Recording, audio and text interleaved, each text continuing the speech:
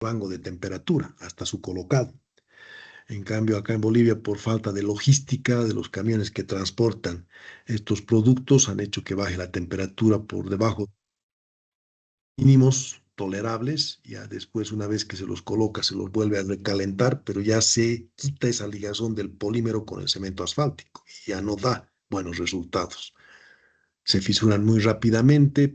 Tenemos una carretera que se ha construido hace no más de 5 años, que está completamente deteriorada precisamente por ello. Una mala logística en el manejo de aquel cemento estabilizado con polímeros. Rellenantes para lograr dar rigidez. Tengo entendido que el concreto asfáltico en algunas condiciones se le adiciona un cierto bajo porcentaje de cemento Portland. Las fibras también son una opción en los pavimentos flexibles para evitar la fisuración. Cuando se hace reciclado de pavimentos, se le puede aplicar rejuvenecedores a la mezcla asfáltica para reutilizarlos, lo que era un concreto asfáltico mezclado con una base granular, aplicado un rejuvenecedor, puede, incorporando alguna cantidad adicional de cemento asfáltico, tipo emulsión incluso, puede servir para formar una base negra. Y también existen agentes antiperladuras que mejoran la adherencia. En el tema del concreto asfáltico, para calificar su grado de compacidad, de que tenga el tamaño adecuado de partículas de tal forma que se cierren lo más posible, minimizando el contenido de aire y también el contenido del cemento asfáltico, hay un ensayo que se realiza por el tema de la granulometría, elevando el tamaño de los tamices a la potencia 0,45 y graficando los valores que salen de esa granulometría. Los valores deberían estar en torno a esta línea de máxima densidad. Si tenemos esa condición, el cemento asfáltico está bien diseñado. El método Marshall es el método tradicional. Se está dejando de lado el método Marshall. Actualmente existe el SuperPave, que es la incorporación de más de 10, 15 ensayos. Acá en Bolivia tenemos un laboratorio que hace todos estos ensayos de la administradora de carreteras. Después, los laboratorios de las empresas privadas tienen uno que otro equipo, pero el método Marshall ha sido desarrollado por el cuerpo de ingenieros. Ustedes saben que los países progresan en las guerras. Después de la Segunda Guerra Mundial ya establecieron este tipo de ensayos que pasaron de lo militar a lo civil, en el cual, con este equipo que está mostrándose, se calcula el contenido óptimo de cemento asfáltico en una mezcla. Este es el estabilómetro Marshall. Se prepara una briqueta con las características de la mezcla, se la introduce dentro de una prensa que tiene un anillo separado y se la ejercita y se mide cuánto resiste, eso es la estabilidad, a la compresión y cuánto fluye, considerando que el vacío de aire debería estar entre un 3 y un 5%, los vacíos del agregado mineral, donde entra el asfalto también a ocupar parte por el tema del calentamiento, y finalmente se determina qué contenido óptimo sale respetando los valores mínimos de estabilidad y flujo. Este es un ensayo típico de lo que se hace en el ensayo Marshall. Vuelvo a mencionar, este ensayo Marshall ya ha quedado de lado con los ensayos del SuperPave, ensayos que miden el corte, la deformación, ensayos un poco más de performance, más que solo comprimir esta probeta y medir flujo y estabilidad. Pero en este ensayo, como se hacía antes del Marshall, lo que se hace es medir las diferentes variables como el peso unitario, el contenido de aire, la estabilidad es lo que se quiere medir, cuánto resiste a la compresión, esa briqueta en el sentido transversal, el porcentaje de vacíos de aire, el flujo es la deformación, con todo ello, generalmente los valores están entre 5 y 6% de contenido que satisfaga esas condiciones de estabilidad y de flujo. Bueno, este es el SuperPave que les mencionaba. son ensayos que se han ideado en los últimos 20 años, debe ser un poco más, tal vez 25 años, donde en base a criterios de desempeño, ¿no? Con el ensayo del estabilómetro solo medimos carga, cuánto resiste en libras y cuánto se deforma, pero no nos dice nada de la fatiga, del ahuellamiento o la posible presencia de fisuras. Con el ensayo SuperPape se han integrado 25 más nuevos ensayos y procedimientos en un solo sistema analítico para diseño de mezclas asfálticas. Pero, vuelvo a mencionar, son escasos los laboratorios que tienen esa cantidad de equipos para hacer estos ensayos. Incluso hay 3 niveles en el diseño de mezclas. Acá, por ejemplo, similar al caso de pavimentos rígidos, se hace un ensayo a la compresión para medir el módulo resiliente diametral. Es similar al ensayo de ¿cómo se llama? Del ensayo brasilero a tracción indirecta. En este caso, se ensaya con cargas repetitivas, simulando el paso de vehículos. Y se calcula el módulo resiliente del concreto asfáltico. Lo dinámico es más apropiado para concreto asfáltico, especialmente a altas temperaturas. El equipo que realiza los ensayos dinámicos carga ensayos cíclicos a la flexión. Todo esto está descrito en el ASTM 3497. Las probetas son de 10 por 20 centímetros, ¿no? Es este mismo ensayo dinámico. También se puede calcular el módulo dinámico de rigidez con este procedimiento que se explica a continuación. Rigidez a la flexión con la carga, la distancia, la reacción en el tramo libre, el momento de inercia de la veriqueta que se ha preparado y la deflexión dinámica.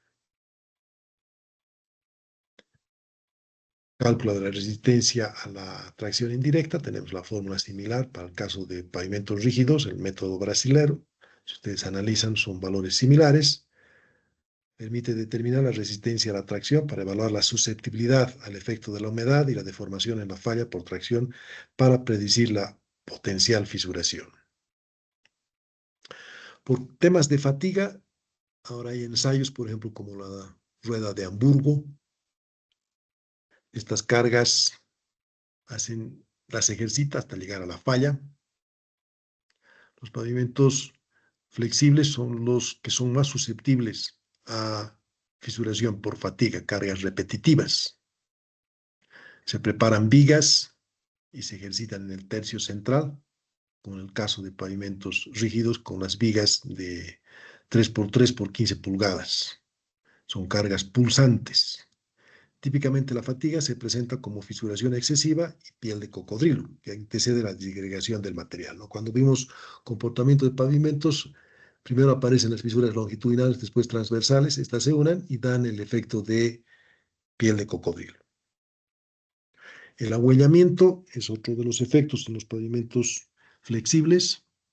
Sale de la deformación excesiva por aplicación de cargas, pero no necesariamente es en el concreto asfáltico, sino también problemas de compactación o de falta de resistencia en las capas inferiores.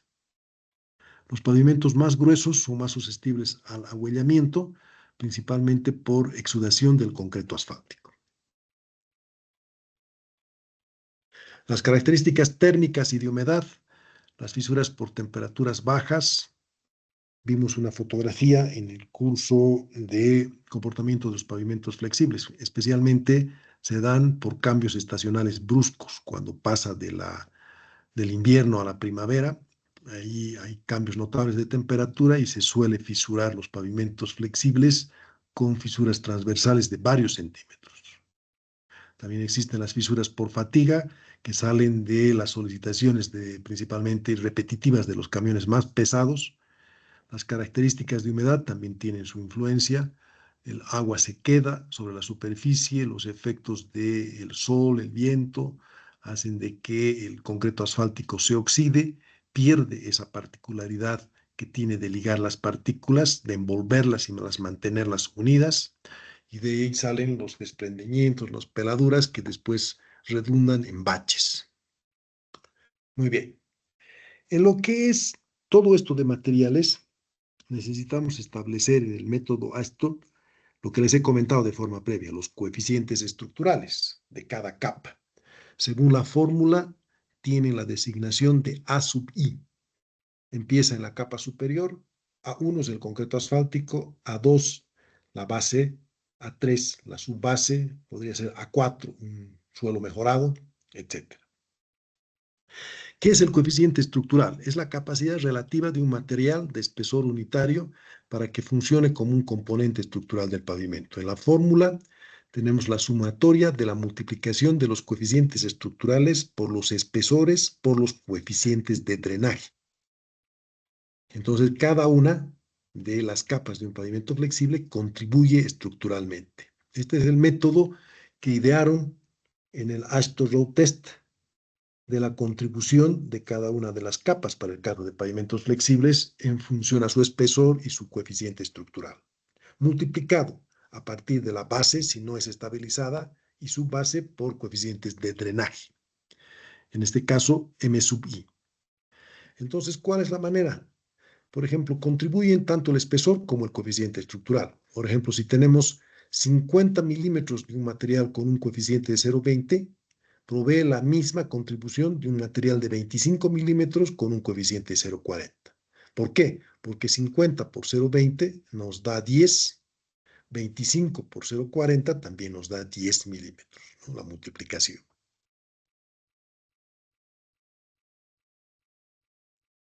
Tenemos unos ábacos de los coeficientes de cada capa para el diseño de pavimentos flexibles. También les voy a copiar dónde están esos ábacos. En el texto los pueden hallar. Quien está haciendo seguimiento del texto de consulta, pueden incluso informarme en qué página está, sería muy interesante. Estos coeficientes han sido determinados después del Ashton Road Test en cada una de las agencias. Por ejemplo, la que más destacaba era la de Illinois, donde estaba el Ashton Road Test, la de California, tengo entendido, y también la de Iowa.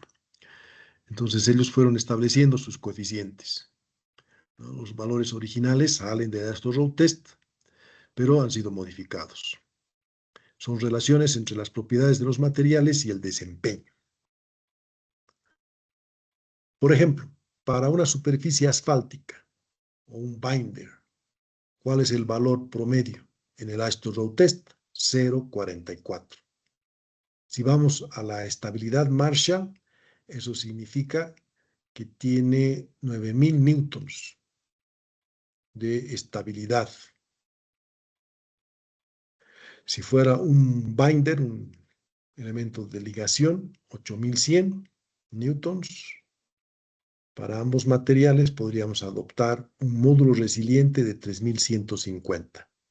Normalmente cuando se diseña ASHTO con el DIPAF, colocamos un valor del asfalto convencional de 2100. Aquí este es un valor, como dijeron, que en esa época se construyó con los mayores controles de calidad, algo superior. Bueno, aquí está en la página 102 en el texto. Diferentes coeficientes, ¿no? En el caso, el A sub 1 es para el concreto asfáltico. Tenemos un ábaco también por esa página en el texto, que es función del módulo elástico. Cuanto mayor sea el módulo elástico del concreto asfáltico, aquí está 4 por 7, 2800 megapascales. Tenemos un valor más alto. Baja el módulo elástico del concreto asfáltico, también baja el coeficiente estructural del asfalto, A sub 1. Después del concreto asfáltico vienen las capas bases, que pueden ser mezclas de materiales granulares, suelo agregado, pueden ser bases tratadas con cemento. El inconveniente de colocar una base tratada con cemento es que se fisura y después calca la superficie. Bases tratadas con asfalto o las bases negras, bases de hormigón compactado con rodillo, también tienen el mismo problema que la base con solo cemento. Y también existe el tercer grupo de las bases permeables. Base y subbase en pavimentos rígidos, ¿Qué debe buscarse especialmente en una base, en un pavimento flexible? Que tenga un severe bueno, superior al 80%, 80% de caras fracturadas. Tiene un importante aporte estructural. Vimos ese ábaco que les pasé mostrando en la AI estudio de Gemini, cómo varían las tensiones, ¿no? Entonces, fíjense, el concreto asfáltico absorbe, pero debajo todavía sigue elevada. Y hay que trabajar muy bien con la capa base, porque ahí está la resistencia. La idea es que tenga, además, un buen confinamiento.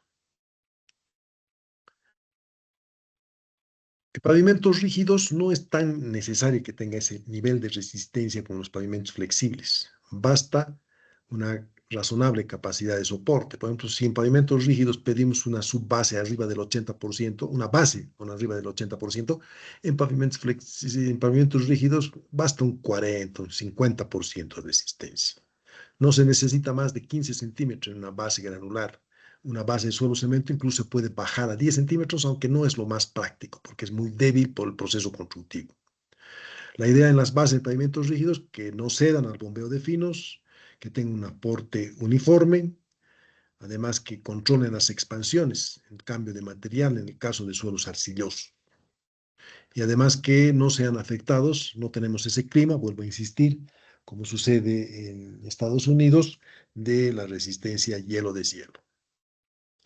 Hay unos ábacos en el texto que ustedes los pueden ubicar. Yo les voy a tratar de compartir estos para que tengan un resumen para cuando hagamos los diseños por el WhatsApp.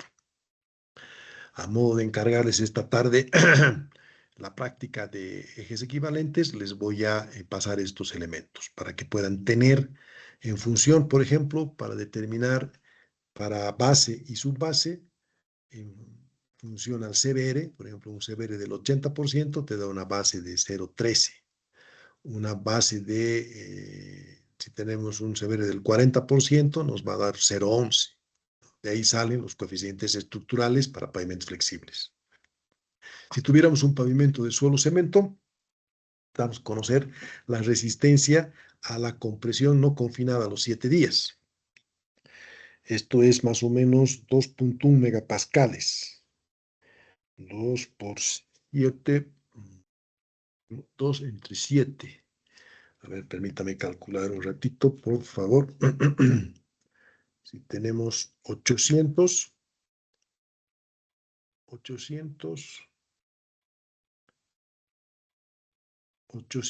P6 por 0.07031, que es el factor, estamos hablando de una resistencia bastante elevada, de digamos 5.6 megapascales. Nosotros normalmente hacemos con 400. Ahí está 2.8. El coeficiente debería ser 0.16 para un pavimento rígido. 4 por 7, 2.1. Está bien. 2.8. 2.1.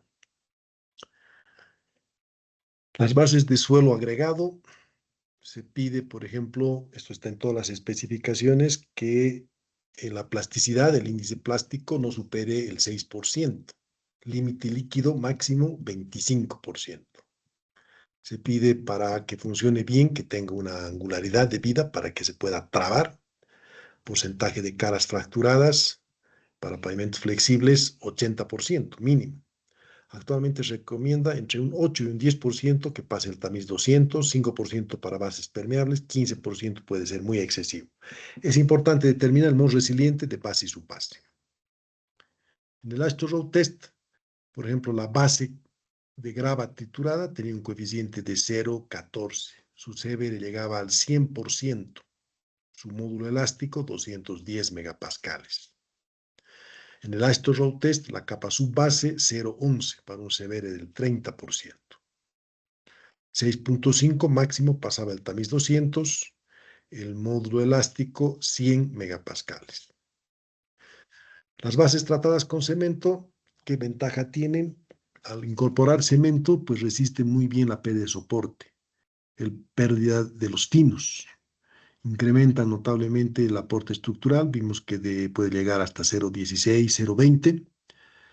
resisten a la humedad porque el cemento liga las partículas y evita la fuga de finos. Tiene buena resistencia al efecto hielo-deshielo. En el Ashton Road Test usaron mayores resistencias que las que nosotros normalmente usamos en Bolivia, en Sudamérica, digamos máximo 2,8 megapascales. Tenían valores arriba de 4,5 megapascales y eso significaba un coeficiente de 0,22. Para una resistencia, aquí está más bien, de 5,5 megapascales, superior a 5. Su módulo elástico, 5.500. Las bases tratadas con asfalto se utiliza con cemento asfáltico calentado, no es mejor con emulsión. El porcentaje de asfaltos, como hemos mencionado en el ensayo Marshall, cerca al 6, para evitar la erosión, al 6%. Con esto, al incorporar, por ejemplo, a las bases asfalto, evitamos la pérdida de soporte, es una contribución importante en el aporte estructural, van a ver, supera los 0,30 de coeficiente estructural, resiste la humedad y muy bien el bombeo de finos. Aquí un valor que es establecido en Ashton Road Test de 0,32. Esto significa una estabilidad de 7.200 newtons y un módulo elástico de 2.400 megapascales. Finalmente tenemos las bases permeables. ¿Cuál es la característica de una base permeable? El agua que pasa drena y no se lleva a los finos. Puede ser tratada con asfalto, cemento, también no tratada. Su espesor mínimo, 10 centímetros. Hay datos de desempeño todavía limitados. El drenaje no es un sustituto del espesor. No porque le pongamos buen material drenante, tenemos el espesor.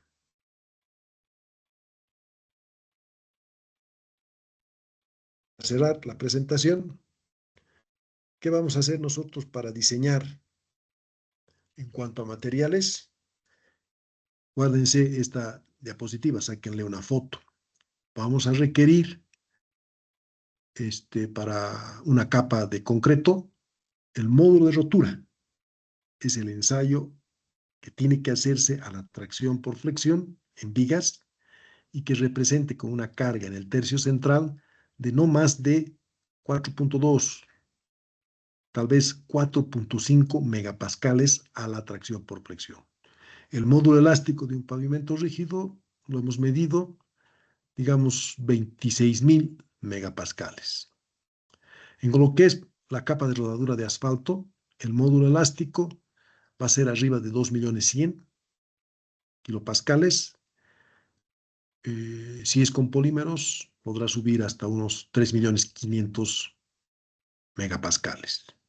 El coeficiente estructural, por el lado de la seguridad, se recomienda 0,42. La capa base y subbase, si es granular, 0,14, una subbase 0,12, si es con cemento un 0,20, si es con asfalto un 0,30. Así más o menos son los valores que vamos a ir adoptando para cuando hagamos los diseños, ¿no? De todas maneras, yo les voy a encargar los diseños y les voy a dar estos datos, ¿no? Hay que adoptarlos en función a la experiencia, valores que sean suficientemente establecidos desde el punto de vista de la seguridad. Muy bien. Estamos bien en tiempo. He concluido la presentación, capítulo 4. No sé si tienen preguntas, consultas. Voy a revisar el chat. Nadie se ha animado a escribir. Todas las preguntas son orales. Eso está bueno también, que decirlo. Haremos un llamado de lista, por favor. Eso me estoy olvidando. Tengo que hacerlo, no me queda otra. Por favor, para todos que estén atentos, me van a decir presente, ¿ok? No es necesario que prendan su cámara, si lo haremos rápido, los menciono y marco. El anterior curso no llamé asistencia y me observaron ese tema. Tengo que hacerlo, así que por favor. Muy bien, Iván. No, perdón, Iván, con la lista que tengo aquí. Ricardo Ramos. Doctor, buenas tardes, presente. Gracias, Ricardo. Líder Morales. Doctor, buenas tardes, presente. Gracias. Jorge Ramos.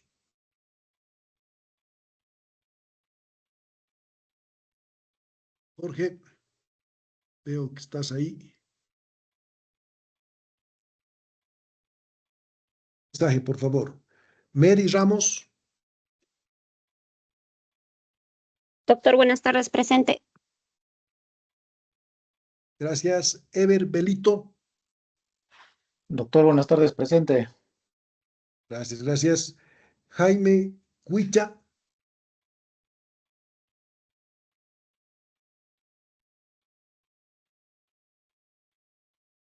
Jaime ayer tampoco estaba presente. Jaime Huicha, y el primer día hizo muy buenas preguntas, era el que más preguntaba, qué pena. Ebert Ramón Ramos. Doctor, buenas tardes. Presente. Gracias. Joel Payano. Doctor, buenas tardes. Presente. Gracias. Clever Fabián Montes. Presente. Muy bien. Jorge Fernández. Doctor, buenas tardes, presente. Gracias, Jorge. Efraín Cruz. Lo veo que está ahí. Doctor, buenas tardes, presente. Gracias, gracias. Brigitte Caruana. Caruanaca. Brigitte, ¿estás presente? No está Brigitte ahora. Paciencia. No está Brigitte. Juan Taipe. Presente, doctor, buenas tardes. Buenas tardes. Gustavo Ignacio Carvajal. Presente, doctor. Buenas tardes. Muy bien, gracias, Gustavo. Dante Buenas tardes, doctor, presente. es nuestro, Dante Gallegos, nuestro delegado. Jean Chiquillanqui.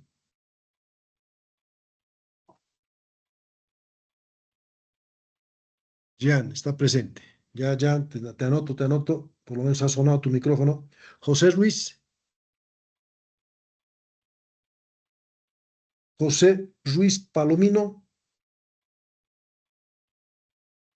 Dos veces lo había anotado. No está José Ruiz. Kevin Dueñas. Ingeniero, buenas tardes, presente. Gracias, Kevin. Nicolai Zafora.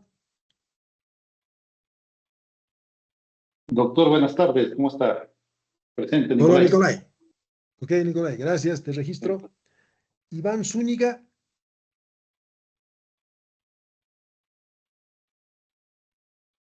Zúñiga, falta. Ahí está Iván. Bueno, Iván y Jorge Ramos, no, Jaime Cuicha y Jorge Ramos, mándenme mensaje. Parece que no pueden hablar por el micrófono, ¿ok? Jorge Ramos me manda mensaje, lo anoto. Muy bien. José Ruiz falta y Iván Zúñiga. Luis Áñez, ¿puede ser? Luis. Luis. No hay ningún Luis aquí. Ya, mándeme mensaje para que los pueda anotar. Al final de la clase voy a revisar. Muy bien. A ver cómo andamos de tiempo tenemos. ¿Quién eres?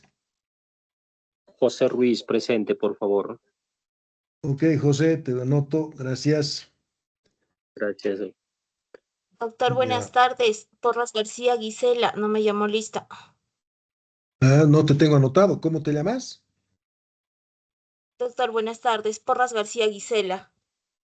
No te entiendo bien. Gisela Porras. Porras, sí, Porras García Gisela. Lo que pasa es que en las anteriores clases me estuve conectando, pero la ciudad en la que estoy, yo me encuentro fuera de Huancayo. Entonces, la señal es un poco restringida, doctor. Conversé con los personales de la universidad. De todas maneras, me están proporcionando también los videos grabados para poderle hacer seguimiento a su clase. Ya, Gisela, está bien. Yo estoy obligado a llamar lista. Lo siento, pero entiendo tu situación. Muy bien. Gracias, doctor. Ya. A ver. Diseño avanzado, Milton Crisóstomo Guayani. Es otra persona que no tengo la lista. Un favor quiero pedirle a Dante. Dante, por favor, ¿me puedes conseguir la lista oficial donde yo me pueda incluso imprimir? Porque, bueno, estoy anotando y van apareciendo gente. Por ejemplo, aquí, Guayani, Cristóstomo, Milton. No lo tenía anotado. Ya, doctor, no se preocupe, yo le consigo la lista oficial de los compañeros, doctor. Ya, gracias. Ya, doctor. Milton Crisóstomo Guayani, ¿su apellido es Crisóstomo o Guayani? Su primer apellido, por favor, si me puede aclarar.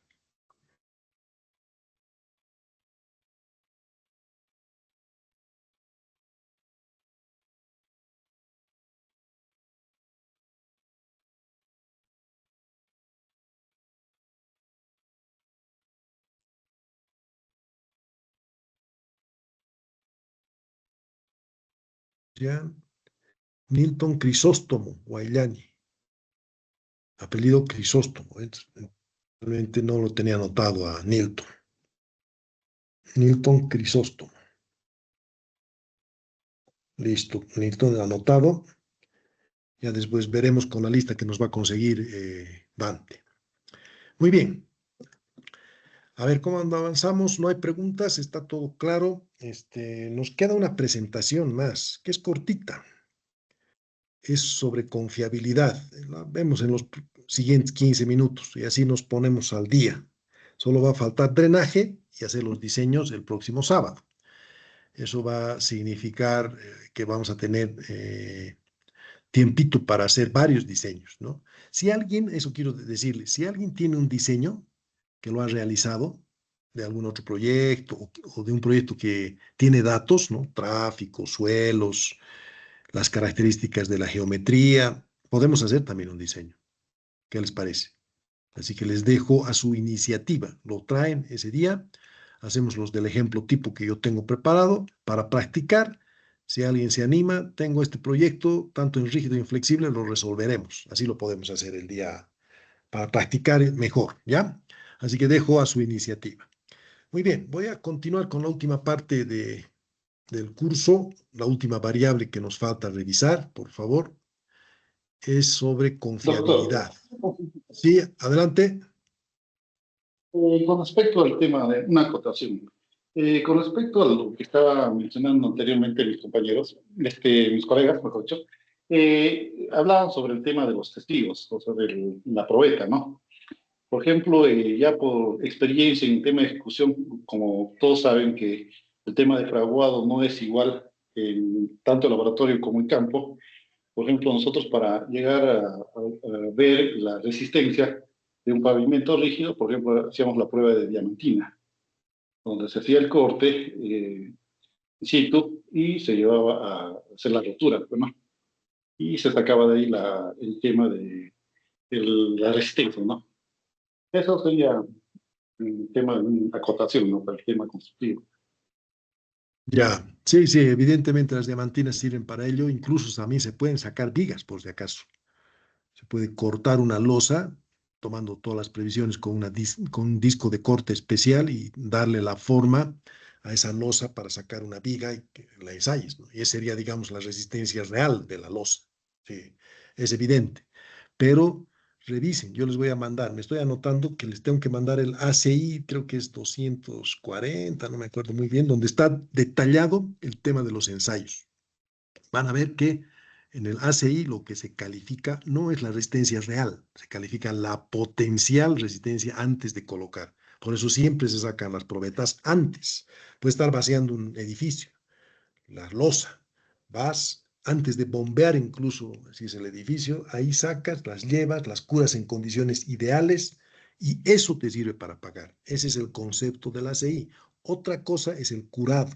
Van a ver, lean ese texto y si quieren realmente medir la resistencia real, que no es tampoco la de la diamantina, porque hay pues problemas al sacar diamantina, las golpeas, las deformas, están saturadas, te salen valores que tienes que multiplicar por 0,85 o más bien la resistencia la tienes que multiplicar por 0,85 por precisamente esas diferencias. Hay un tercer método, el de la madurez. Ese sí te mide real, el valor real. Les doy como, si quiere alguien interesarse, buscar, o si tiene interés también le puedo pasar, pero está todo en el internet. Busquen madurez del hormigón. Es una forma de medir con sensores temperatura y evolución de temperatura, tiempo, y lo puedes correlacionar con resistencia. Y te da la resistencia real que tiene el concreto, si realmente quieres, ¿no? Y puedes hacer un estudio entre lo que mides en el laboratorio, lo que mides en campo y con la madurez. A ver, vamos a ver si tiene correlación estos temas, ¿ya? Pero muy interesante tu contribución, estimado Nicolai, de acuerdo. Doc, disculpe, ¿esa es la prueba del ultrasonido? No, el método de la madurez no es con ultrasonido, es con unos sensores que miden temperatura y tiempo. Termocupla se llama. Ah, ya, El ya, del, doctor. el del Es distinto ultrasonido, de... Bueno, sí, el continúe. del ultrasonido es para detectar fisuras en el concreto, tengo entendido. Puedes con ¿Y ultrasonido investigar. el de esclerometría, doctor, es Él confiable?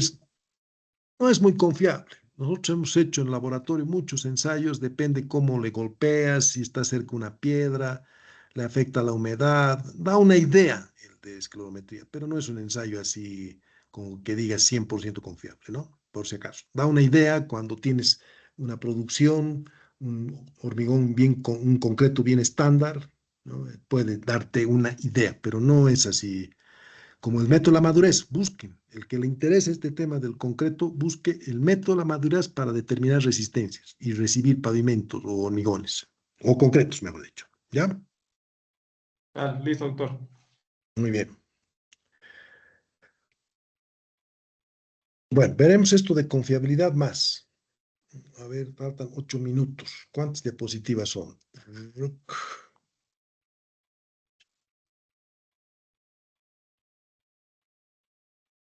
No, es lo más ratito, son como 20, 25. ¿Qué hacemos? 20, me va a tomar unos 20 minutitos. ¿Qué opinan? ¿Seguimos o suspendemos aquí a la clase? De todas formas, estos 20 minutos tranquilamente los podemos recuperar la próxima clase. Empezaremos más puntuales, ¿qué les parece? ¿Ya? Más bien, si alguien tiene alguna otra pregunta, algún otro comentario, alguna duda, vamos a quedar aquí en la clase. A ver, mientras se animan, temas que me he comprometido. Yo dando esta clase, almorzaré, qué sé yo, y de ahí voy a preparar la práctica para pasarles. Va a ser una práctica de cálculo de ejes equivalentes, flexible y rígido, que tienen que presentar, eso es compromiso, les voy a poner en el papel, al mismo WhatsApp nomás, porque todavía no está funcionando la plataforma Canvas, la tienen que presentar antes del viernes a la medianoche, porque clases tenemos el sábado, ¿no es verdad? Y me la van a presentar, les voy a dar más o menos el formato, mejor que sea en PDF, porque si es en Word se desordena, puede tenerse problemas. Les dejo a su libre disposición, hay que hacer nomás interpolación, como vimos en la parte, ¿no? Van a sacar del texto las tablas y les voy a dar todos los puntos para que hacer, eso tengo que preparar en función de su último número del carnet de identidad. Entonces uno tendrá 2 millones y otro tendrá 9 millones, por decir algo, ¿no ven? Entonces ahí va a haber diferencias en los resultados. No interesa, la cosa es que practiquen de forma individual. Esta es la principal variable del Ashton 93, los ejes equivalentes. Hay que saber calcular y llegar a valores razonables, ¿ya? Entonces, por favor, empeñense, libre de presentar como quieran. La cosa es que al final me lo pongan. Los ejes equivalentes son 1,5 millones. Los ejes equivalentes son 5 millones de ejes equivalentes, marcado en negrillas. Yo voy a ver el resultado. No me da el tiempo de revisar todo, ¿no? No esté interpolado mal, ¿no? Que tenga una coherencia, que saque un valor, ¿no? Yo voy a hacer la corrida en mi computadora con el programa que tengo para poder calificar. Entonces, pónganse a pensar, son 23 personas por 2, 46, ¿no? Me voy a ir al resultado, ¿ok? Y tiene que ser algo razonable porque es en función de cada uno de los números de carnet. Así que tranquilos. Eso es lo más importante de esta parte. Me voy a sentir satisfecho si el día viernes llegan todos los trabajos con valores razonables. Significa que todo el esfuerzo realizado tiene un buen puerto, ¿no? Llegamos a un buen puerto, en el sentido de que ya la principal variable del método Ashton está bien adquirida en los conocimientos, ¿ya? Ya lo otro que vamos a hacer, el ejercicio de diseño de flexible y rígido, también nos vamos a dar modos para que salga todo muy bien. Perfecto. A ver, reviso si tengo alguna pregunta más de ustedes. Dejando de compartir, voy al chat.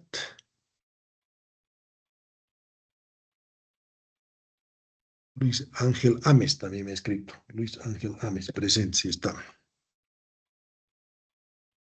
Está. Crisóstomo está. Jorge Marco Chiquillanqui Rodríguez. Chiquillanqui. Está anotado. Nicolai también.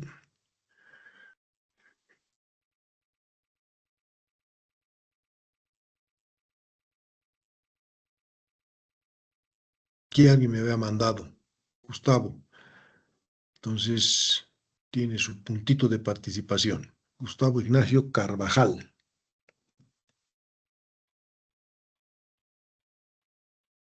Muy bien hoy día, Gustavo. Listo. Eso es todo. Entonces, cerremos. Doctor, una consulta, disculpe. Adelante, Kevin. Doctor. Sí, doctor. Para consultar acerca de los coeficientes estructurales o de capa, ¿la única manera es utilizando abacos o hay alguna manera o hay fórmulas, correlaciones matemáticas? Hay fórmulas. Ya que, hay unas fórmulas. Ya que usar abacos es más que nada depende subjetivamente, ¿no? O sea, algunos ven bien, otros no, quizás. Entonces, algunas fórmulas son más exactas. Hay unas fórmulas, tienes toda la razón. Las vamos a buscar. ¿Ya? Ok, doctor. He visto por algún lugar las fórmulas. También me estoy anotando. Les voy a pasar el resumen de los abacos. Tengo que darles para facilitarles los cálculos. Tengo que compartirles la diapositiva y la práctica. ¿De acuerdo?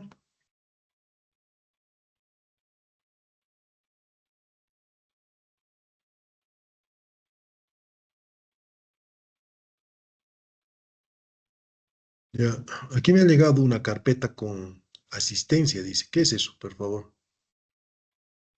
¿O es lo que registra automáticamente Teams? Si alguien me puede aclarar, le voy a agradecer mucho.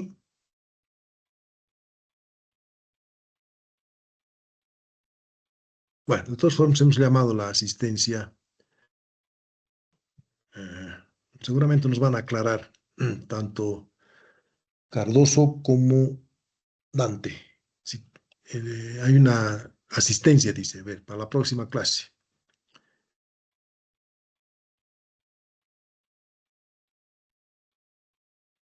Sí. Reunión finalizada.